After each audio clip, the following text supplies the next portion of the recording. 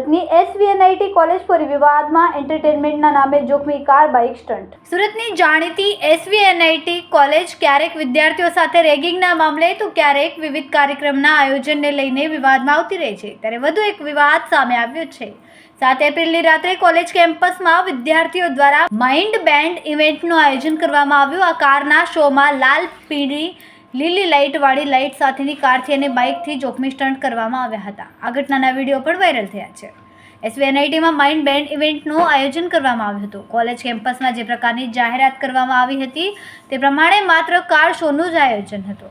આ કાર્યક્રમને લઈને રાત્રિના ખૂબ જ મોટી સંખ્યામાં વિદ્યાર્થીઓ એકત્રિત થયા હતા. જોકે કાર્યક્રમ કંઈ અલગ જ પ્રકારનો કરવામાં આવ્યો. કાર ડ્રિફ્ટિંગના સ્ટન્ટ કરવામાં આવ્યા, જે જોતા નજરે જોખમી છે તે સ્પષ્ટ થઈ જાય છે. આ ઉપરાંત બાઇકના ટાયરના ફ્રિક્શનથી આગ લગાવાઈ હતી. આ પ્રકારના સ્ટન્ટ ઘણી વખત કોઈના મોતનું કારણ પણ બની શકે છે.